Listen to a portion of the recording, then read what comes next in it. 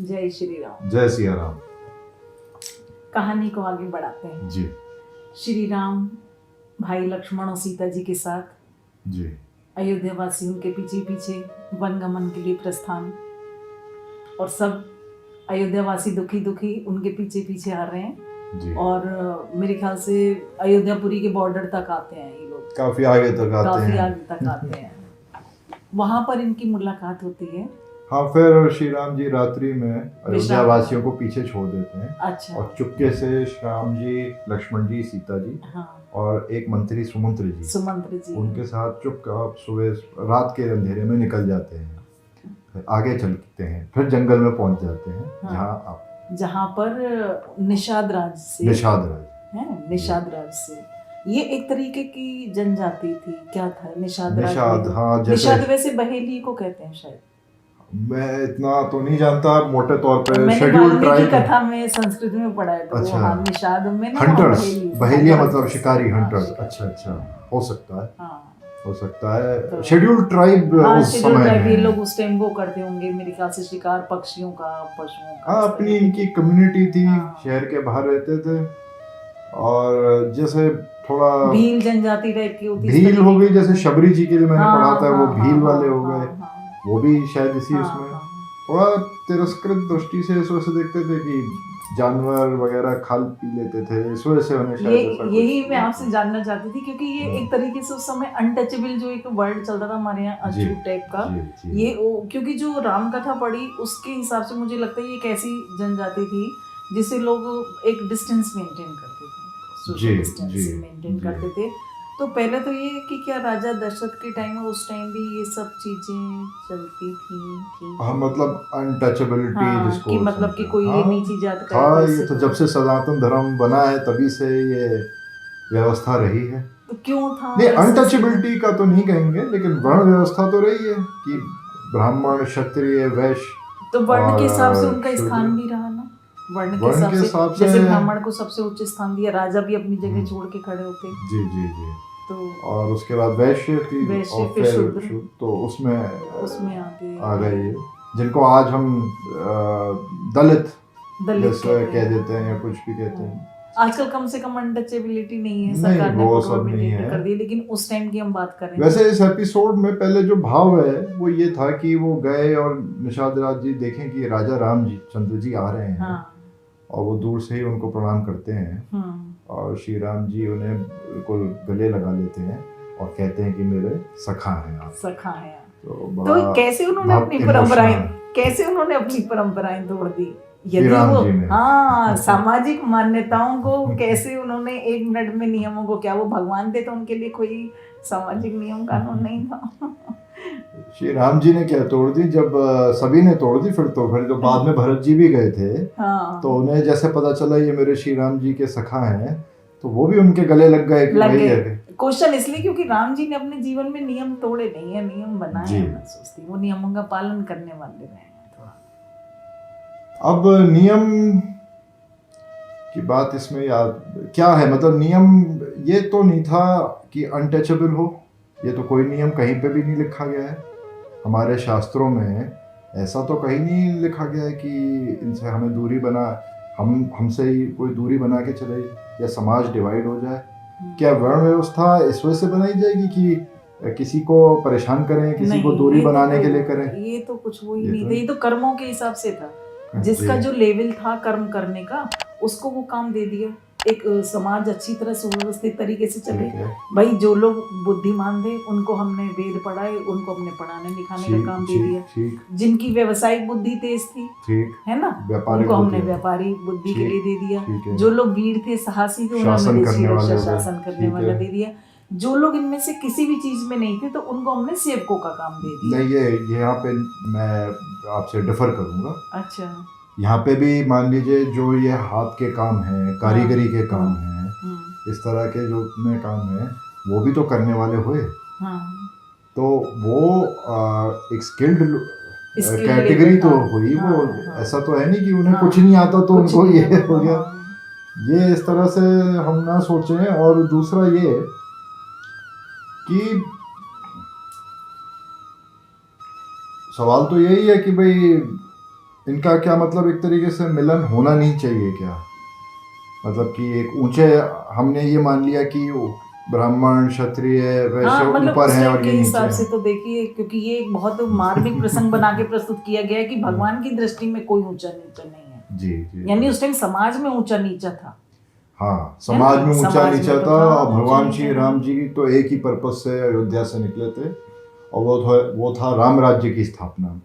और राम राज्य की स्थापना का जो ये पहला कदम था, जो निषाद पहला राज्य कदम, है, बिल्कुल बिल्कुल। वो ऐसी बात पे था कि भैया ये सारा जो डिविजन्स हैं, हाँ, जो ये एक तरीके से दोष है समाज का, सोशल ईवल है कि हम डिवीजन मान के चलते हैं, यही टूटना चाहिए सबसे पहले, कि हम सब एक बराबर पर ही हैं, एक ही हैं। और उसकी शुरुआत निषाद राजसी से ही हुई। निषाद राजसी, बिल्कुल। मैं इसी, क्योंकि हम देखते हैं जब प्रभु बाहर निकले, जी, उन्होंने हर कैटेगरी को, चाहे वो जानवर रहे, पशु रहे, पक्षी रहे, निषाद राज रहे, वानर रहे, हाँ, राक्षस रहे, उन्होंने सबको एक लेवल पे लाके रख दिया। या ये कह लें अनटचेबल थे निषाद राज, या वो जो प्रभु के पास पहुंच जाता है, प्रभु से जिसे नजदीकी मिल जाती है, तो वहाँ ये सारी चीजें एकदम। ऐसे एक बात मुझे याद आई कि हनुमान जी ने भी एक बार कहा था, बाद में आगे आएगा, कि हम तो वानर हैं, हाँ, जो हमारा चेहरा देख के हाँ, सुबह उठे तो रात उसका तो ले दिन जो खराब। नाम हमारा तेही दिन ताहू न मिले आहारा, अब की ये सोचिए, कहते हैं। हनुमान जी ये बात कह रहे हैं, इतने महान हनुमान जी, बजरंगबली। बजरंगबली, तो बिल्कुल। तब वानरों के लिए क्या पर्सपेक्टिव था समाज हाँ, का। बिल्कुल।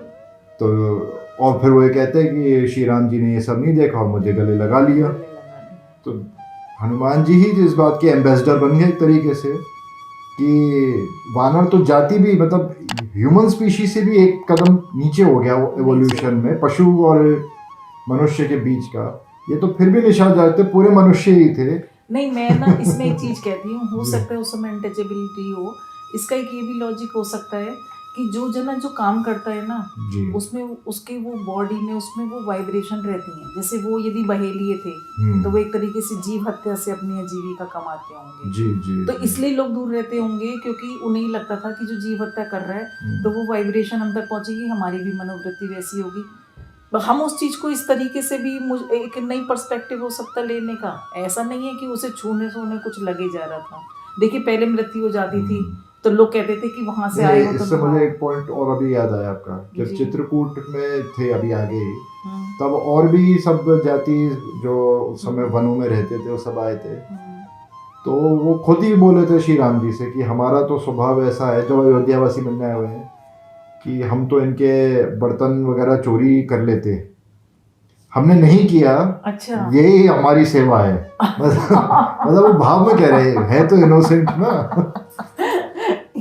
ये बहुत अच्छी। तो तुलसीदास जी भी देखिए, अभी 500 साल पहले की तो बात है। हाँ, तब भी समाज की जो व्यवस्था, अब वो कितने भी महापुरुष हों, जैसा एनवायरनमेंट सोसाइटी चल रही है, हाँ, वो हमारे भीतर तो रहेगा ना, और वो उनकी लेखनी में भी आएगा, रिफ्लेक्ट तो होगा ही। सही बात, कोई अलग से तो बात आएगी नहीं।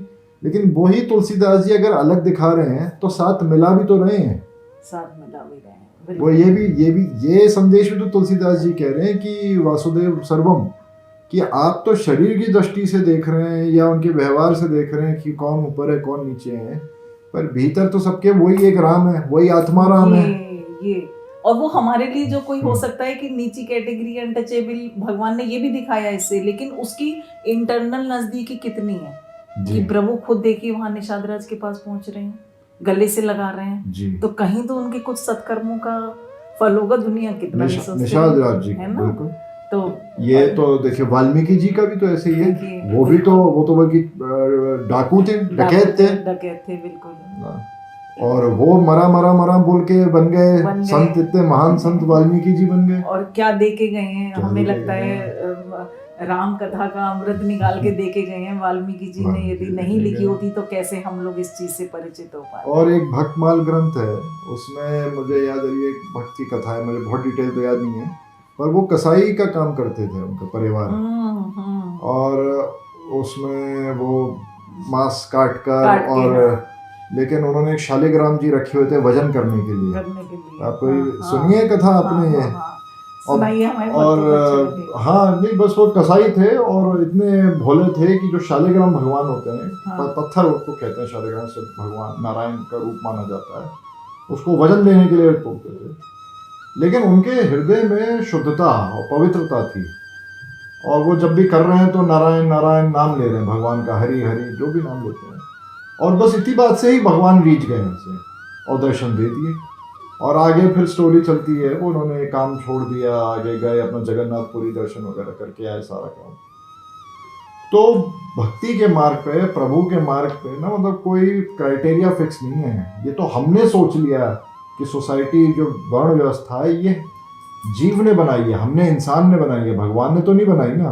प्रभु सबको अपना, प्रभु को तो ये तो सब एक बराबर हैं, उनके अपने क्राइटेरियाज हैं। हम अपने दृष्टिकोण से सामने वाले को अच्छा बुरा कम ज्यादा तोल रहे हैं, पर ये जरूरी नहीं है कि जो हमारा पर्सपेक्टिव हो वही सही हो। ईश्वर का पर्सपेक्टिव सिर्फ ईश्वर जानते हैं। तो यही बात जैसे अभी आपने कही कि निषाद राज जी ने कहीं कोई पुण्य कर्म करे हैं, कहीं कोई साधन भजन करे हैं, कहीं प्रेम किया है, भक्ति करी है, तभी तो प्रभु राम ने उन्हें अपना मान लिया, गले लगाया। तो आज ये निषाद राज जी ज्यादा महान हुए या वो ब्राह्मण वर्ण का रावण ज्यादा महान हुआ जिसने प्रभु से दुश्मनी ले ली? तो आप बता दीजिए वर्ण कहाँ पे कहाँ तक मतलब रेलेवेंट है, प्रैक्टिकल है? सिर्फ वर्ण व्यवस्था ऑर्गेनाइज अरेंजमेंट के लिए थी, किसी को ऊंचा नीचा दिखाने के लिए नहीं थी। तो यही बात शुरुआत ही श्री राम जी ने यहाँ से करी कि भाई जब वो आए अवतरित हुए, समाज सोसाइटी में जो जो गड़बड़ियां हैं सबको ठीक करने के लिए आए, आदर्श प्रस्तुत कर रहे हैं वो अपने चरित्र से। जहाँ जहाँ वायरस होता है वहीं वहीं एंटीवायरस का काम होता है। तो प्रभु राम तो हमारे एंटीवायरस हैं, हर जगह से वायरस हटा देते हैं हमेशा। तो इस तरह से निषाद राज जी के इस एपिसोड से फिर वो स्टैंप लग गई कि ये बात तो अब पुरानी हो गई, अब आगे बढ़ो, नया कदम बढ़ाओ, राम राज्य नया कदम है, हमारा नया भविष्य किसी भी है। परिवार में, कुल में, कैटेगरी में, जाति में हुआ उससे कोई फर्क नहीं पड़ता। यदि हमें अपनी आध्यात्मिक उन्नति करनी है, प्रभु से अपनी निकटता बढ़ानी है, तो सिर्फ और सिर्फ हमें अच्छे कर्म और प्रभु के प्रति हमारी प्रेम और भक्ति ही हमें उनकी निकटता प्राप्त कराएगी। जी, मतलब बस कंक्लूजन ये है कि कोई काम छोटा बड़ा नहीं है। ईश्वर की दृष्टि में सिर्फ हृदय की पवित्रता, अंतःकरण की शुद्धि ही इम्पोर्टेंट है। और आपका क्या व्यवसाय है, क्या काम है, किस जाति, किस वर्ण, क्या है, वो मैटर नहीं करता है। यही राम राज्य का विजन है। तो प्रभु श्री राम हमारे भी मन और बुद्धि में जितने वायरस हैं, सारे वायरस को निकाल के हमारा एंटीवायरस अपडेट कर दें। प्रभु से इसी कामना के साथ हम आप सभी से विदा लेते हैं और मिलते हैं शीघ्र ही। जय श्री राम। जय श्री राम।